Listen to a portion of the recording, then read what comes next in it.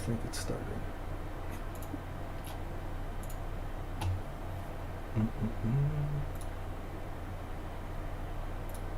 Yep, it's on. All right. So, Hudson, Strunk sent me this video, and I kind of wanted to get everybody's reaction on it because I've been seeing stuff similar to this for quite some time, but I like this video specifically because of the direction that he goes in the end. Right? Okay. If you're in the watch together, you can just hit play.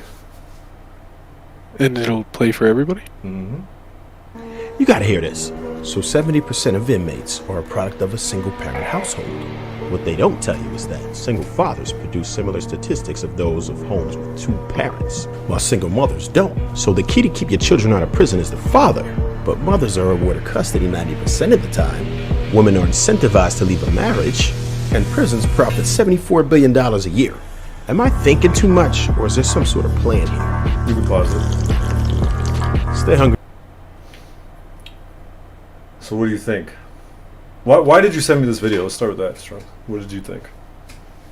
So, all right. So I had to watch it like 3 times for it to fully soak in, because like you and me and Brick have had these conversations about like how men think and how women think, and like how like the world spins for us and spins for them, and like how everything's affected.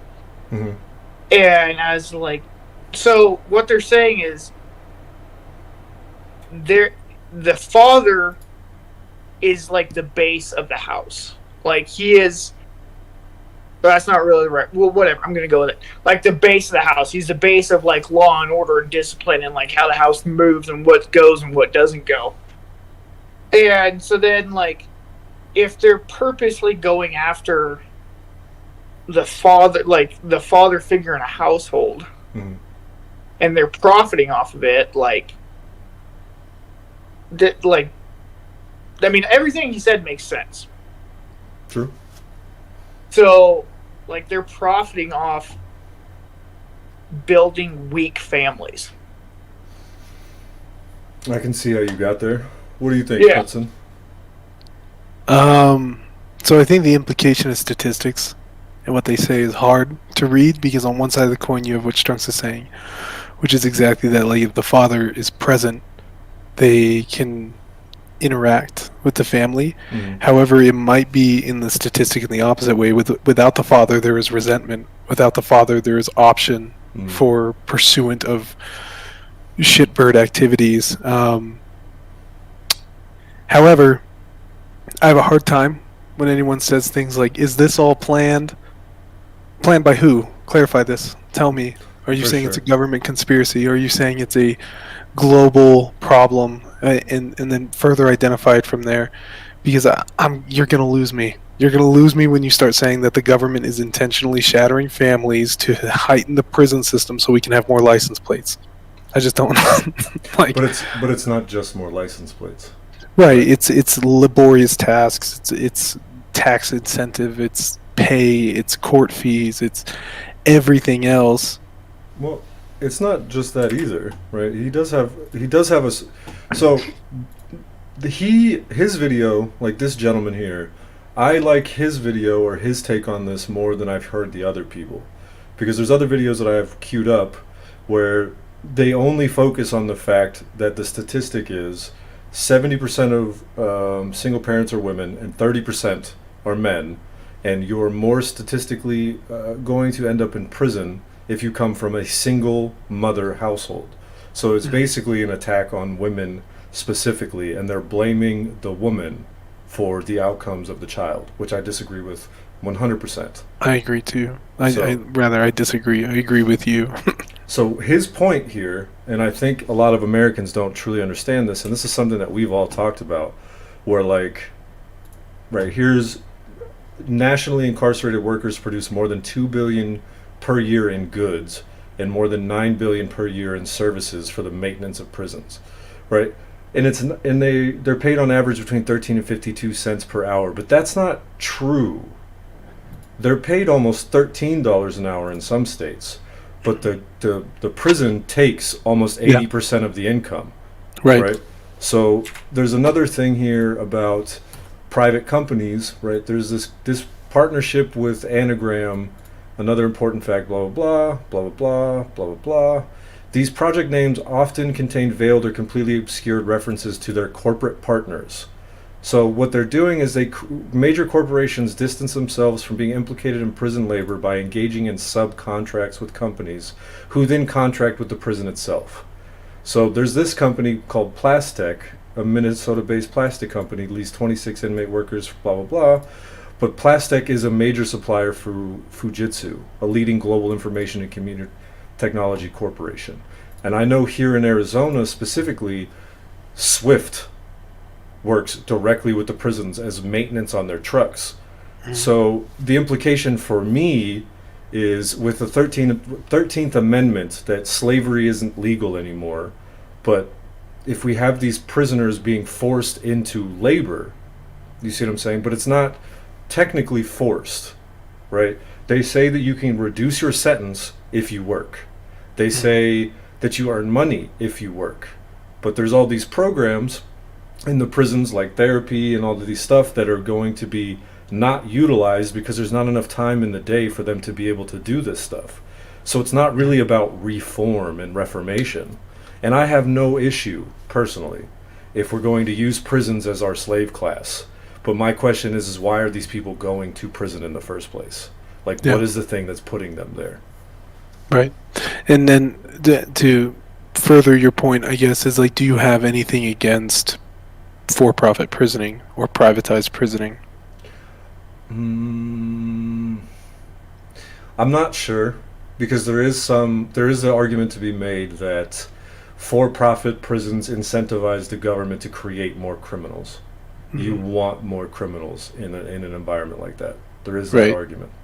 What I think that leads to, I doubt it would ever come to like the incentivizing of crime, but what's going to happen, I believe, is that you're going to have judges become endorsed or have some sort of lobbying where they're like, hey, why don't you push it to the hardest possible sentence? Why don't you make them stay for the full 6? Why not give them the full 20? That's what I think would happen. I think you'd see a lot less on the streets because, I mean, there's an overabundance of crime, bro. Like, it's fine. You're gonna find them, but what you would have is lobbied judges. I don't. The issue that I always fail to realize is that all three of us have worked in the government or with the government or observed the government. Mm-hmm. I have never found it to be competent at any level. So it's very hard for me to hop on board with the idea that these prisons are federal and state prisons. To be very clear, you have worked directly at the Pentagon with people who make these decisions that we're talking about, right? Yeah, and I've explored all of those buildings. I've been with the Army's executive members while they lobby for funding.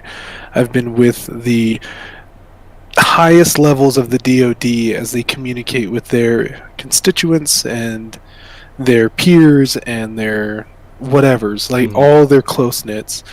And I just never found it to be this competency level of like, okay, yes, let's figure out how to inoculate an entire people to a solution network. Now, I'm not saying that doesn't happen, and I'm not saying that there isn't a neurotic infection across the Western world right now from media, from fucking Instagram, from all social medias, from prison systems, from schooling systems. But it's very hard for me to draw that line and say that, yes, this is all very intentional. Mm-hmm. It's very difficult for me to do that. Go ahead. Maybe I'm not talking like New World Order and like Freemasons and like secret societies. Well, I mean, we can go down that rabbit hole, but I don't know if it's intentional or not. But like, I mean, how does insider trading work? Like, you know, it's the same thing. So maybe it's not intentional, but it might be like, hey, listen, I got this buddy who's kicking this idea around over here. He's letting us come in and profit off of it. Before you know it, now you have this all right, let's call it a secret society. This group of dudes who are off to this side, minding their own business, pushing lobbyists and politicians and like even like down to like mayors and local representatives to go this way. Mm-hmm. So that way, you know, and like we can talk about like psychology and like economic factors and stuff like that that are like driving things this direction to get things to go that way. So that way, then your downstream effect is, you know, a multi-billion-dollar indentured servitude. Well, and so to kind of further that point and maybe even argue against it a little bit, but I feel like as a prison system, there's more tradition than there is like conspiracy. So as far back as time can go with the American prison system, if we take that as its vacuum, I mean, there's chain gangs, there's laborious taskings for prisoners. I'm 100% positive that goes back to the very first time someone was captured and jailed for a problem. They were like, "You're gonna fix the potholes in the village, dude. Like the shaman has eaten shit on the way to the fire every night. Like you're gonna fill that shit with rocks." Because you're not useful to us anymore. You are not an asset to society, so we're gonna make you one, and everyone can swing a pick, bitch. Like, get out there and work. So I think there's more tradition than conspiracy. Well, you guys are both pretty big history buffs, right? So correct me if I'm wrong about what I'm about to say. But we were talking about downstream effects. I always go back, and then we're talking about crime and then single-parent households. I always go back to the Contra incident, right? Where Sure.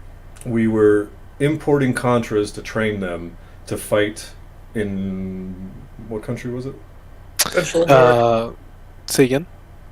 Central America. Yeah. Yeah, like Venezuela. Now I feel like an idiot. Now I feel like I need to look that up. But it's somewhere in South America. Well, and at the same time, the dude who is flying these people in, or this organization, the CIA, that's flying these people in, at the same time is helping, either through no fault of their own, through their own ignorance, however the fuck you want to put it, but they are trafficking in thousands of kilos of cocaine into our country. And if you look, post. Go ahead. Yeah, I'm so sorry, man. I didn't mean to cut you off. But the problem with the importation of the drugs is that's when we lost the ability to actually physically support them. So I can't remember if it was the general public or if it was political lines that were like, no financial aid, no direct aid to the Contras anymore. But the U.S. had already had a vested interest in the Contras winning that fight.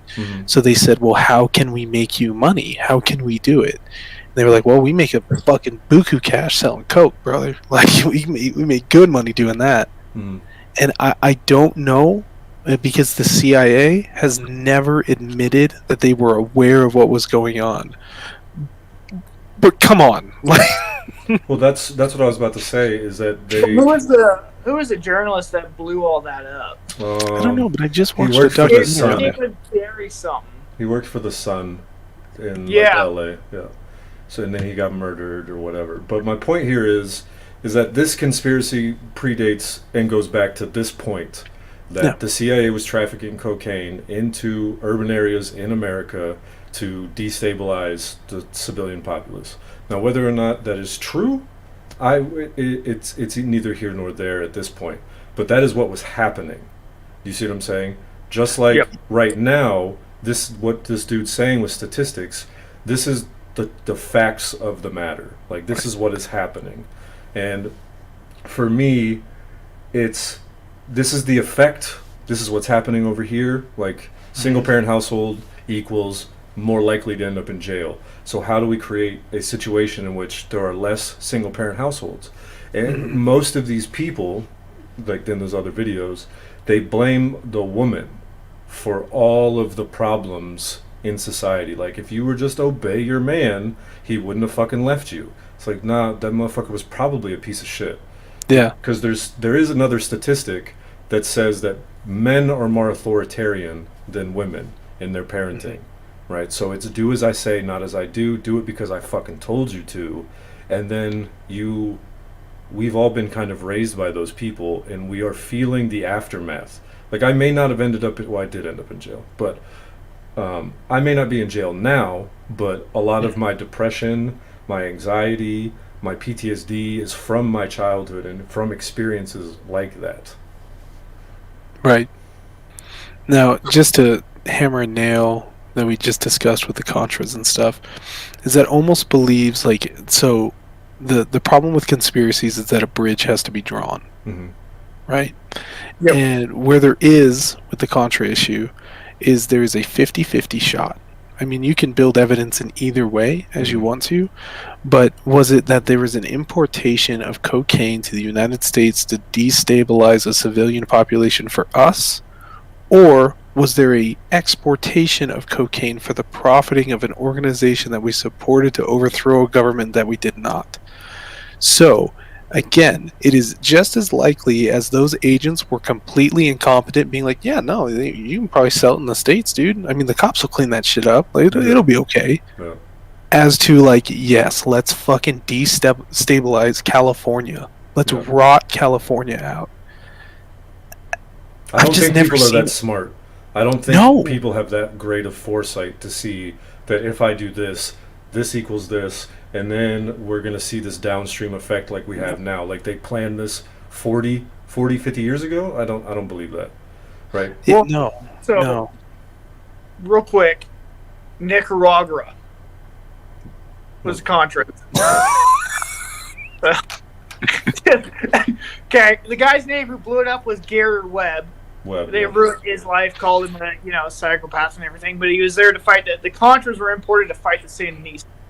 Mm-hmm. Now, as for importing like the coke and or cocaine, whatever, into the United States, where did we recently see that? Afghanistan. Yeah. When we stopped burning poppy fields, and then we stopped burning poppy fields, and boom, massive spike in opiates, heroin, all along the Soviet border states, the Slavic back door. Mm-hmm.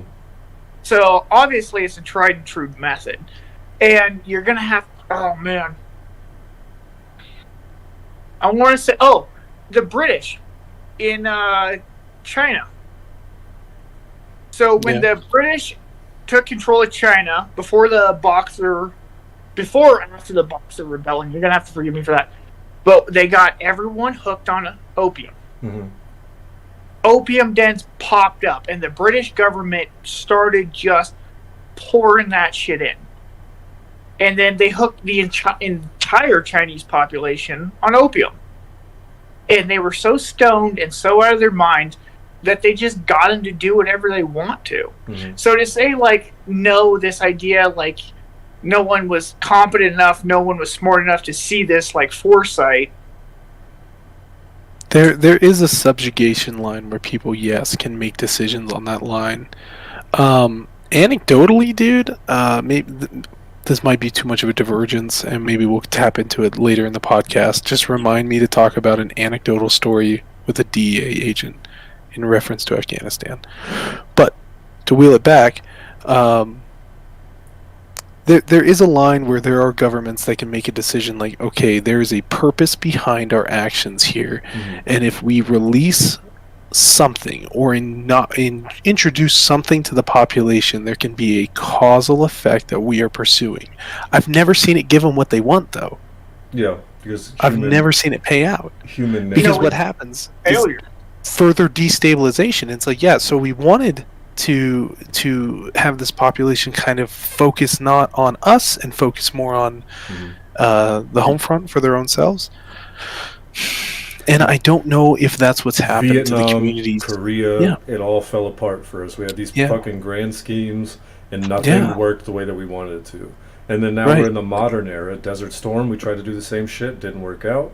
Iraq, didn't fucking work out. Afghanistan, it didn't fucking work out. Right. Okay, but that's survivorship bias. Say that again? That's survivorship bias. No, I wouldn't. I mean, like, think about it. So, like, if we're only seeing the losses, like, are we not seeing the wins? Like, and like, this is just wild, like, playing the devil's advocate, being a psycho. But if we're only seeing the losses are we not seeing the wins? Like the things that we don't know about. Like, Right. I mean, that. Well, what do we know? So, what was the purpose of Desert Storm 1? It was to liberate Kuwait. Kuwait, Hmm. right? That happened. We did that. Nailed it. Desert Storm 2 was to remove Saddam Hussein from power and to establish a democratic republic within Iraq, excuse me. Did that happen really? Like, so if we look at like the intent, the commander's intent, and then the outcome, what was supposed to happen? What did happen? I can't think of one governmental objective idea that panned out how they wanted it to. It's Gaddafi. But it's the same We thing. It's just the wanna same kill that thing guy. when like every mission you can have the greatest plan ever, but the Yeah. moment you get to the execution phase, half of the plan goes out the fucking window. Because the enemy gets a vote. yeah, the enemy always They gets get it. their vote. Yeah. They get to fucking make their decision. And so to kind of wheel us back to Mhm. the U.S. Yep. As far as that video goes, it's explaining criminal justice systems being for profit Yes. and to push a profit margin wider based on the imprisonment.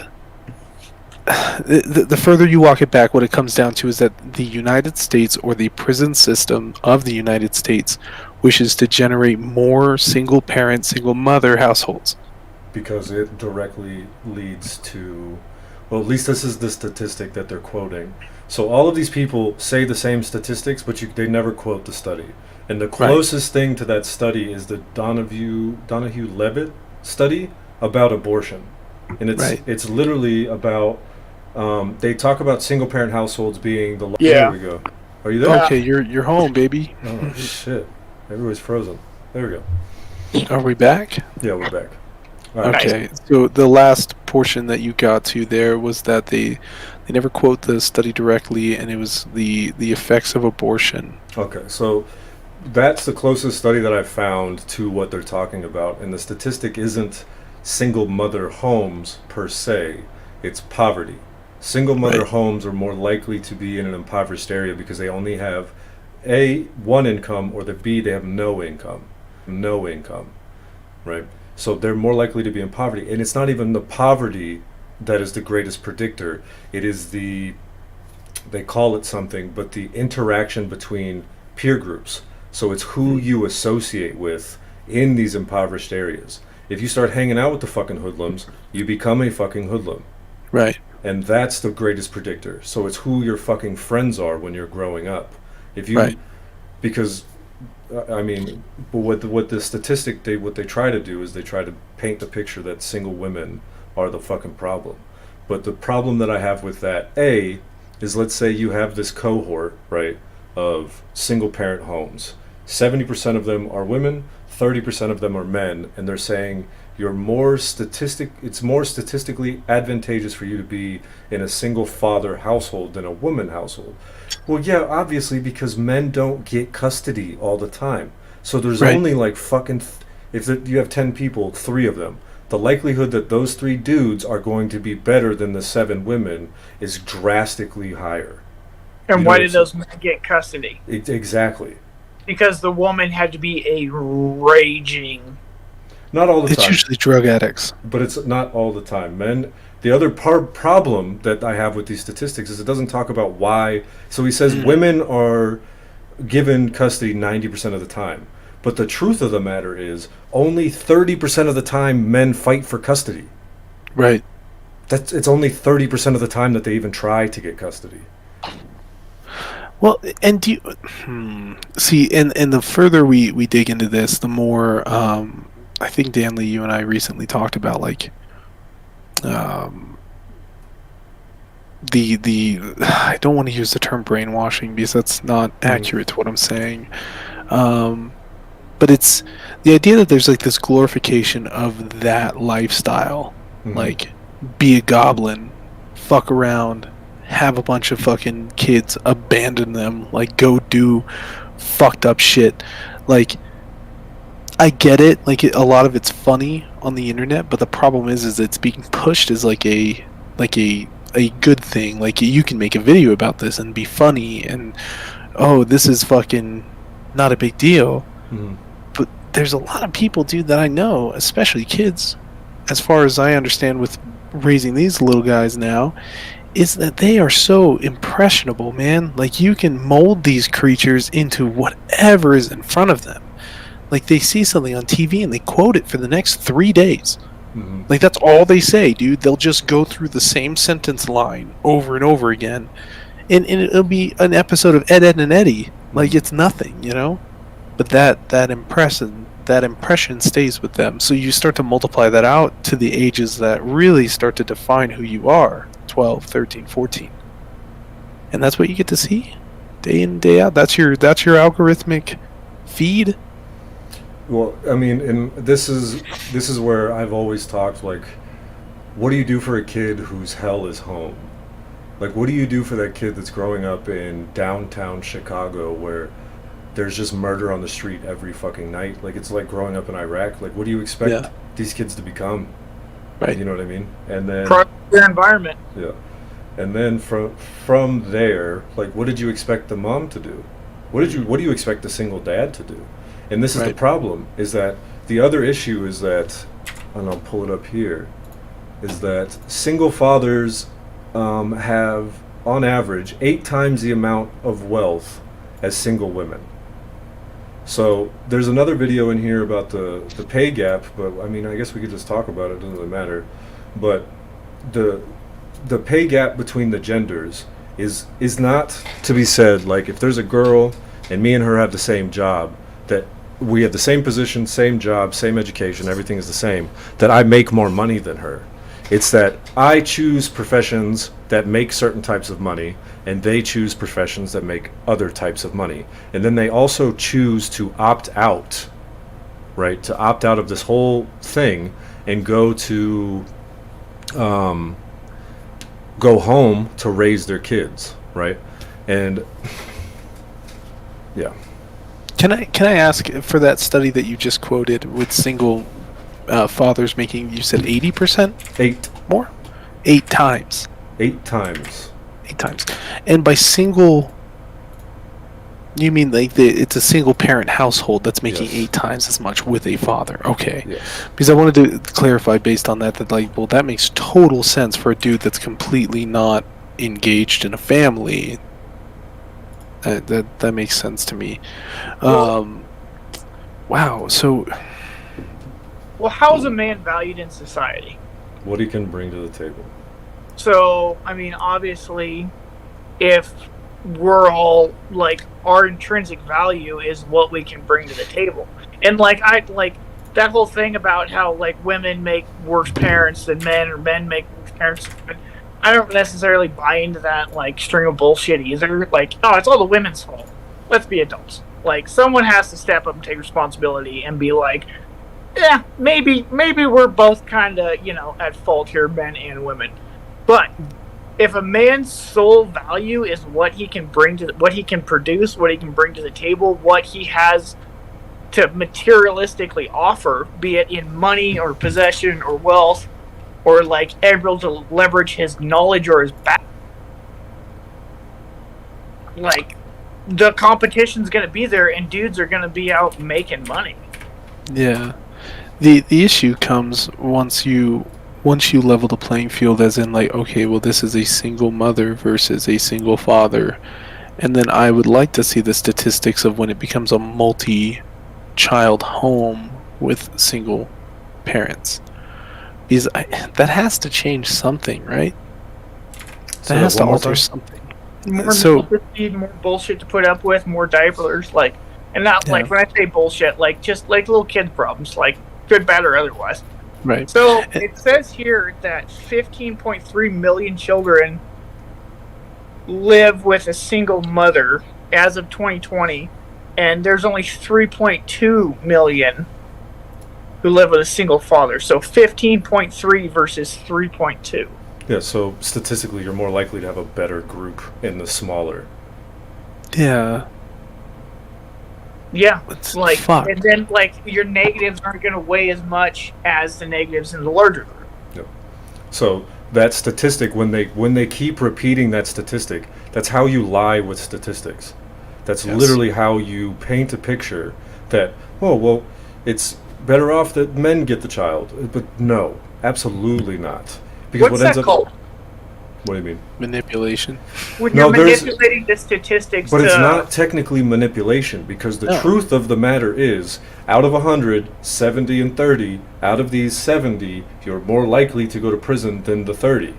But the logical extension of that isn't what everybody talks about after. They just stay there, and then you have that fresh and fit fucking weirdos talking about how women are fucking the devil and women are evil and they need to fucking obey. Oh, shit irritates me to fuck. It irritates the shit out of me because you were talking about it earlier about this red pill shit, right? Where the idea is to have as many mates as possible as a man. That's your goal. And then for a woman, it's only one mate. Right? What? Like, what is that?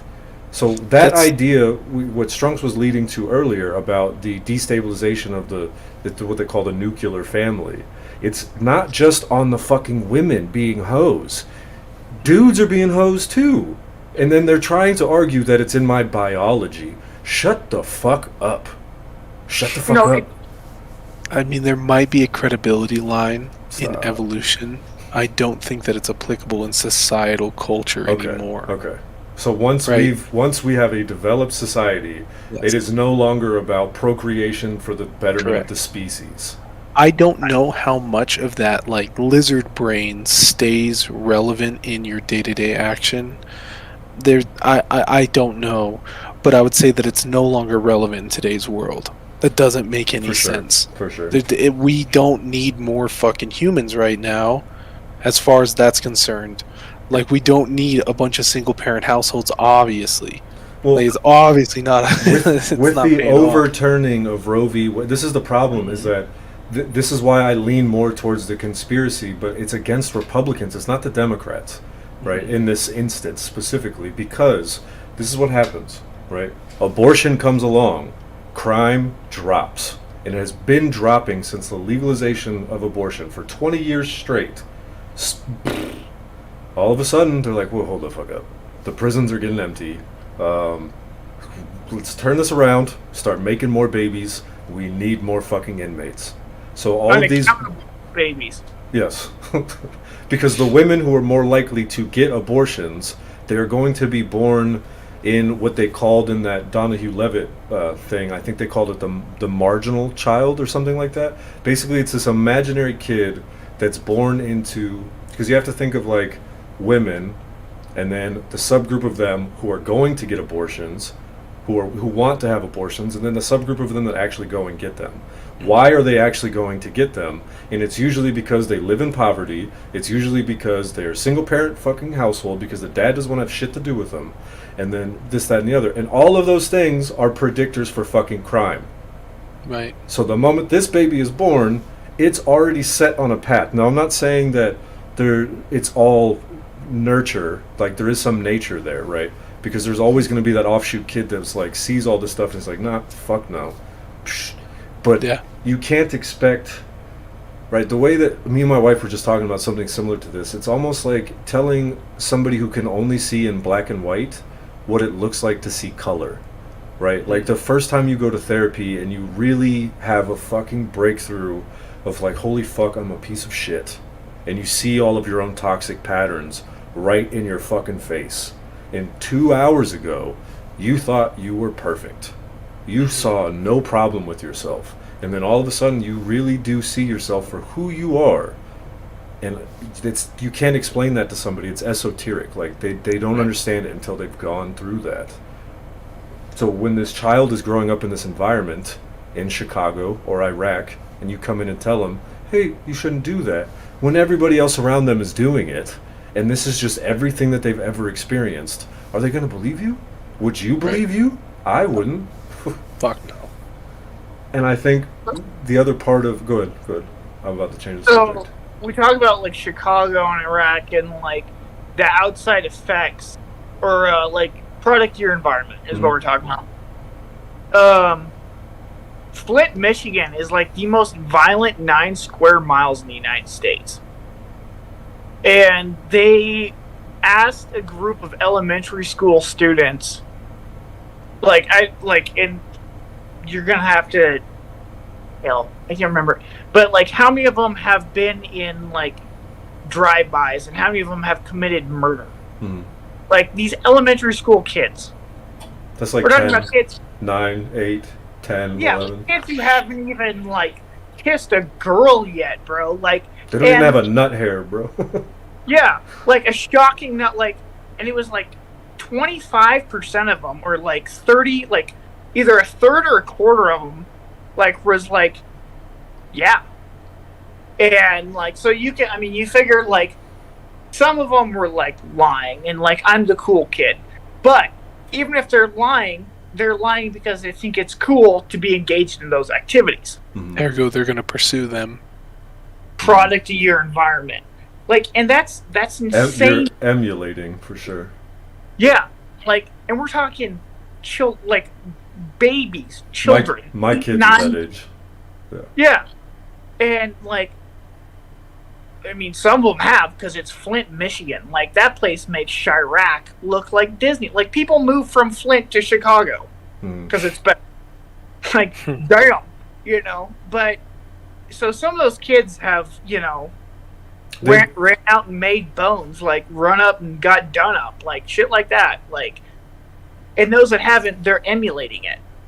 The everything that you're just saying right now, it just shows me that PTSD is way more rampant in our country than we truly understand. And those of us who have access to healthcare, the VA, and who don't go and get therapy are doing a disservice to the rest of the country, because until we learn how to handle this, we can't expect anybody else to fucking know what to do either. Well, you have leaders who don't understand that they're dealing with people with PTSD, trying to make, you know, legislative plans to deal with people who are being corrupted, mentally fried up, like, and so it's a hard disconnect, and that's where furthermore of Plato's The Republic applies to, like, yeah, maybe we should be ran by the Guardians, dude. Like, maybe we should be ran by people who understand this shit and have worked through it and are making progress. Mm-hmm. So we were talking a second ago about the women in America and this, that, and the other, and how to solve this problem, because I think a lot of people see this problem as like, all right, well, what the fuck do we do about it? And there's other countries that are actually doing things about it, right? So the main problem here is poverty, right? I feel like we've established that. But what happens when a mother gives birth in America? What is the maternity leave that a woman gets from a basic corporation, or let alone the fucking government? In active duty, it was like 10 days up until very fucking recently, and now they're doing 12 weeks. 12 weeks. You get 3 months at home, which is fucking mind-blowing, right? Mm-hmm. In a regular corporation, I'm sure it's somewhere around the 3 months, maybe up to a year, but it's not full pay. No, I was just about to say that it's usually FMLA, which is non-paid professional leave. So is that like, hey, you've accumulated PTO, you can use that. So I want to show you what other countries do. And I've lived here in Germany, and I've had friends whose wives, you know, gave birth, and everything that this lady's saying is true. I just want that to be fucking clear. Oh, why is it sound? Or provided to me completely free. Daily in-home visits with a nurse midwife to check on me and the baby. Up to 3 years parental leave where my job is protected. Mental health therapy appointments every other week. €250 per month. What is the population of Germany? I don't know, but if you listen to what she just said, 3 years of paternal leave. That is with 100% of their pay. Right. 100% of their pay from whatever job they were fucking working. And I usually hate this argument, but I think it's one to be dabbled with. Is I would like to know the population of Germany compared to the United States. 83.4. So we're talking less than a third of the American population. That is a humongous price and governmental assistance gap. Now, Well, look granted, at you what can Hunger. argue, well, the profit margin should scale with it. I don't know if they do or don't. I really can't tell. Like, I know the argument exists within NATO. It's like, why is America paying so much? And it's like, well, if you probably, probably because we make the most. I don't know. Like, I don't know anything about geopolitical economics. Like, I don't So the reason know. This isn't finished. Western European nations can I'm so do sorry, dude. it. Go ahead. Oh, the reason why like Western European nations can do this is because they're under the umbrella. They don't need a huge military well, okay. They don't need a huge military complex like we didn't do it to ourselves. But because they have standing agreements where if, hey man, we ever get banged up, like who's coming over the horizon? America. It's the American. They have that like that's the thing that kills me so much. Like with like, oh, we should be socialist like Sweden and Norway and Denmark and Scandinavia. It's like the reason why they can do that is because they're not playing the world police. Now, did we kind of do that to ourselves? Absolutely. Kind of, because what we had geopolitically that I do understand is a lot of these nations either fell under the lend lease agreement or whatever. So it's when we send military aid, you do owe us a debt. I just heard it on a podcast, dude, that Britain just paid theirs off from World War II in 2020 to us. Yep. And so all these other nations that were either defeated or subjugated or vassalized through the 20th century and maybe even then like the 19th century a little bit, they haven't even been afforded the opportunity to try to pursue having a military authority because they've been told, you're not allowed to do this anymore. You fucked it up. So we kind of put ourselves in the position as one of the only non-defeated world powers that we can, and we continue to build. And so now we're in this position where it's like, well, fuck, dude. Like, we told Germany that they can't really have a large standing army, and now all of their surplus economic function goes to whatever else they see fit. Mm-hmm. So I again, like, I feel like I'm maybe not seeing the forest through the trees on these because I just do not see the correlation equals causation on most of these issues. But I know that we interrupted your video, man. I apologize for the tangent. If we can reset that video.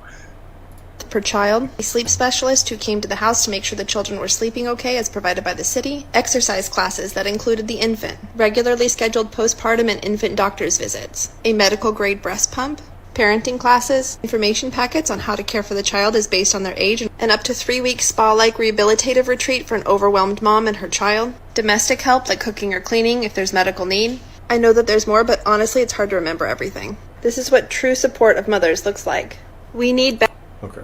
Anyway. So she's an American. She is an American in Germany. Right. And I want to further state that the difficulty within the United States it's in the name. Isolated states that are united. Excuse me. So Arizona might have a parenting plan, but New Mexico doesn't.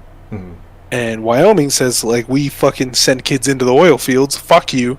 And California tries to put them in pods to send them to Mars. So we don't have the same luxury, I'm using that word very loosely, as having a single government system that can vastly coordinate an ideological approach. This is very true, but this is also what is creating the problem. Yes. This is what's creating the crime problem. And the more that we ignore the fact that taking parents out of the home leaves children in a deficit. So men always, you said it earlier, like how is a man, what is a man's worth measured by? And it's usually finance. It's usually like something that's tangible. Status. But a child, an impoverished child, the word impoverished child doesn't just mean that he lives in financially poor setting. It can be neglect. It can be the absence of two parents is an impoverished child. So when you're like, well, while I was growing up, my parents were always gone and I turned out just fine.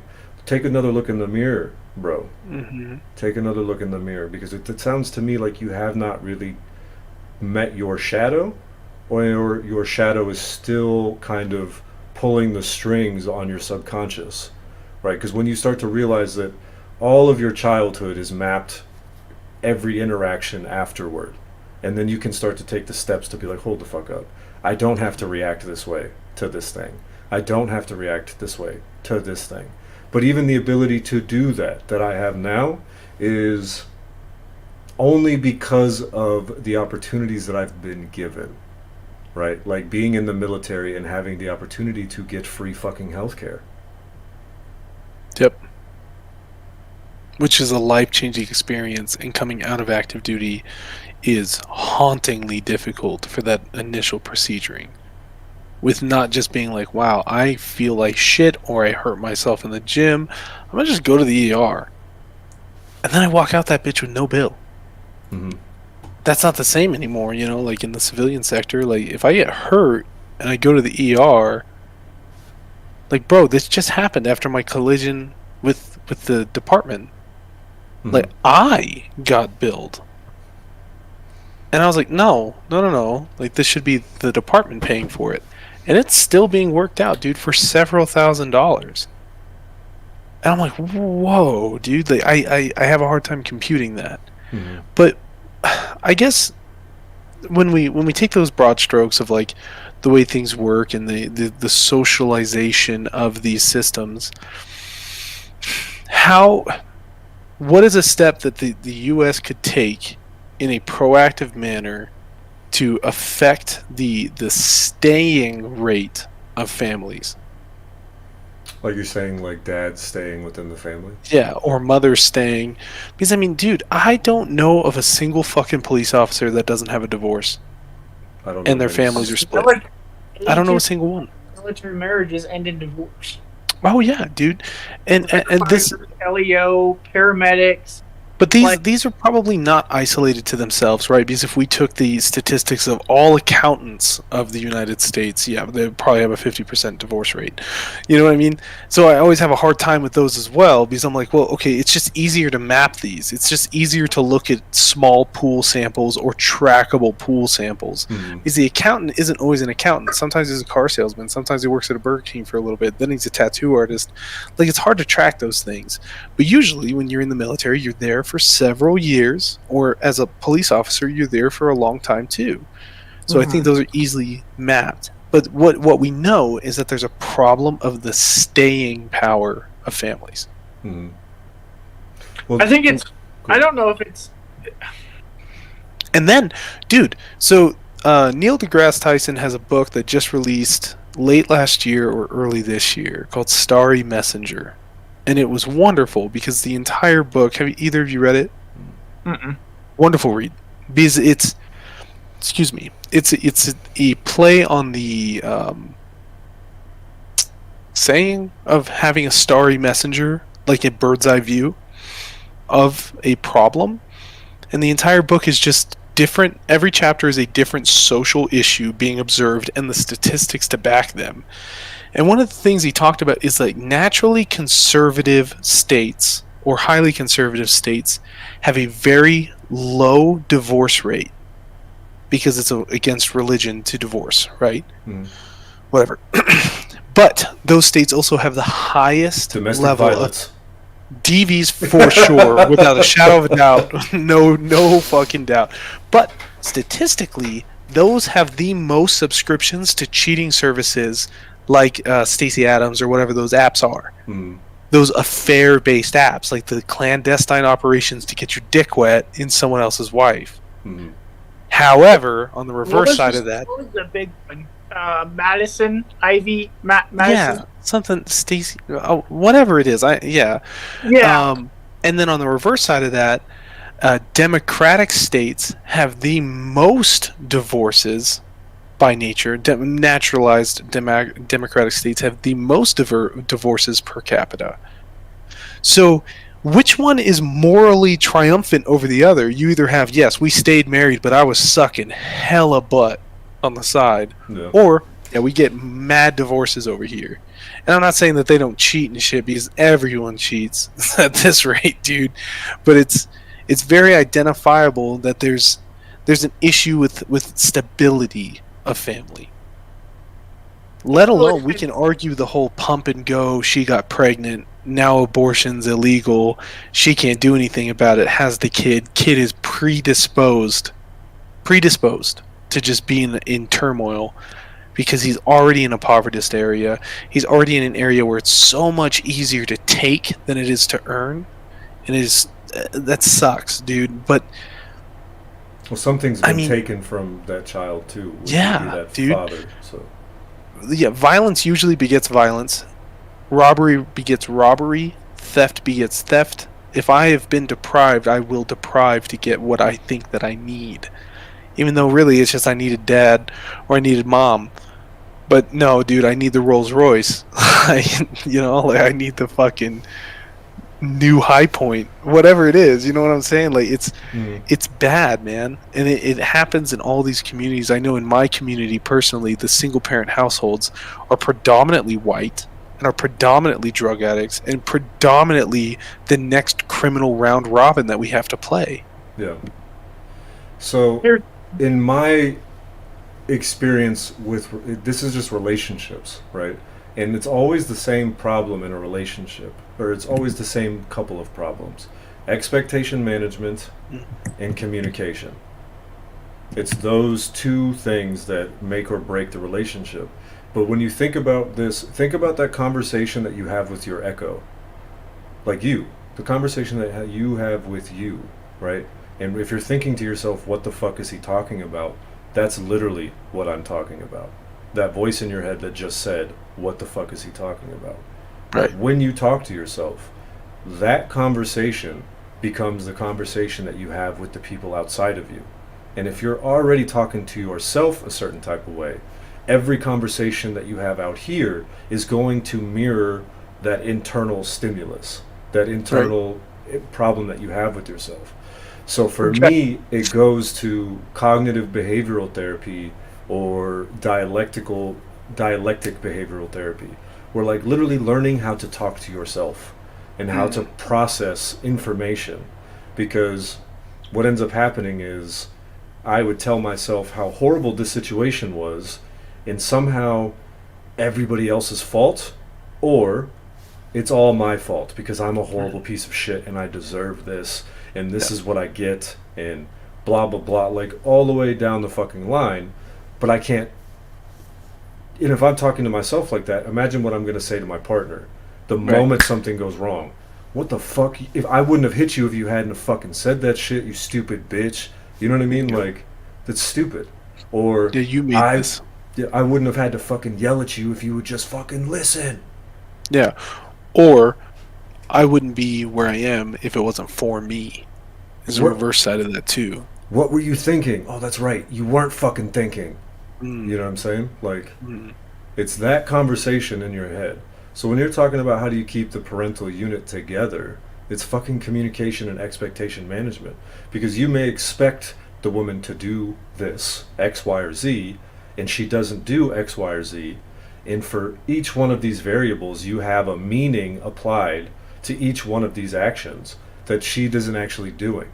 And we were talking about this last night. Right. But you're talking about projecting happiness. Like, because, like, if you, okay, so, like, I was talking to BT about this earlier, like,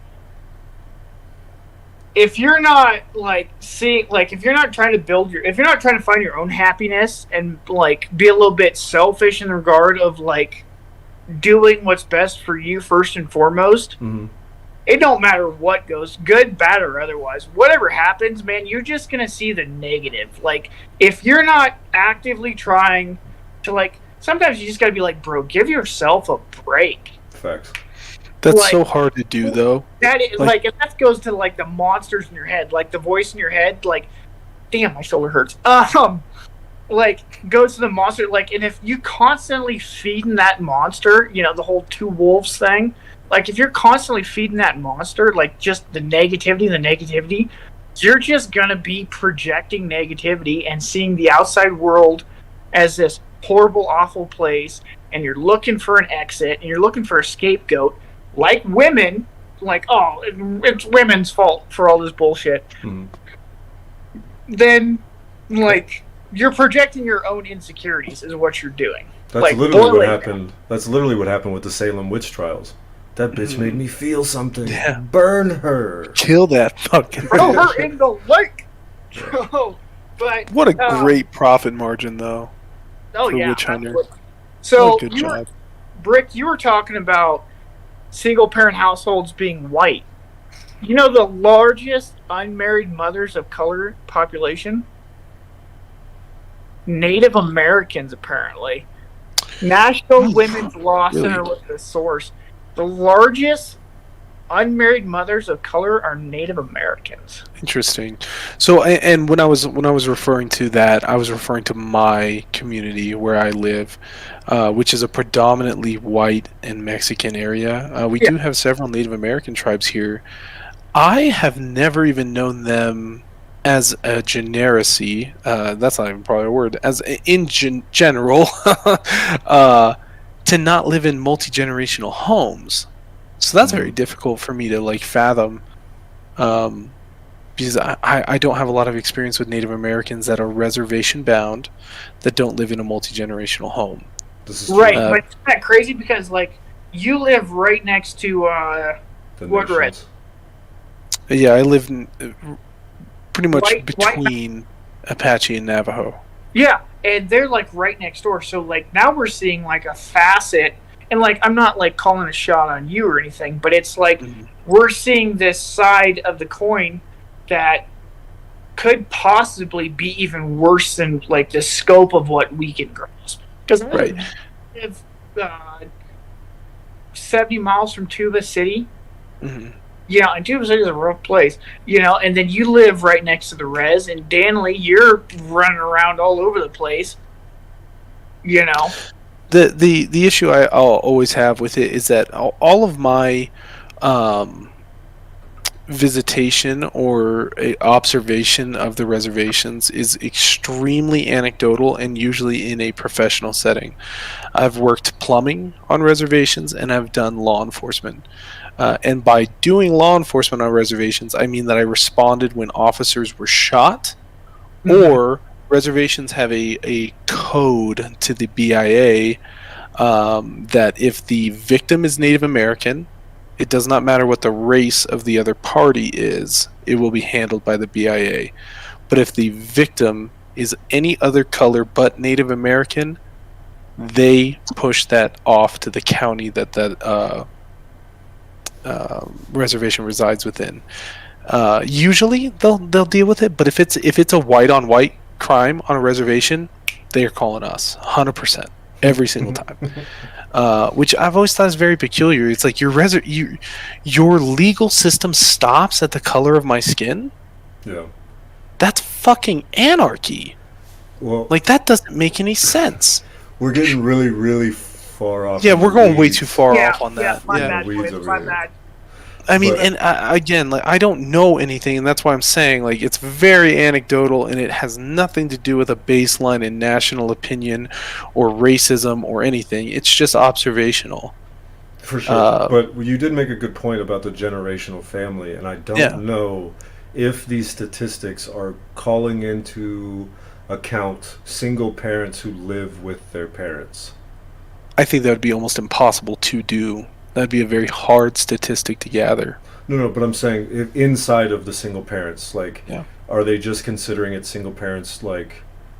I live in an apartment alone with my child. Yes, or is it I'm alone without a spouse, and I have a child, but I live in my parents' house? Right. Those, I feel like it would be all of them, and it would just be the non-marital families or, like, the non-joint couples. Right. So... We're getting to like an hour, and I kind of want to get this over with. Not over with, but like keep it kind of short. Damn. Keep it kind of short. You know what I'm saying? Because we started with a fucking 30-second video and we talked for an hour. But the point I feel like we've made here is that those statistics aren't necessarily true.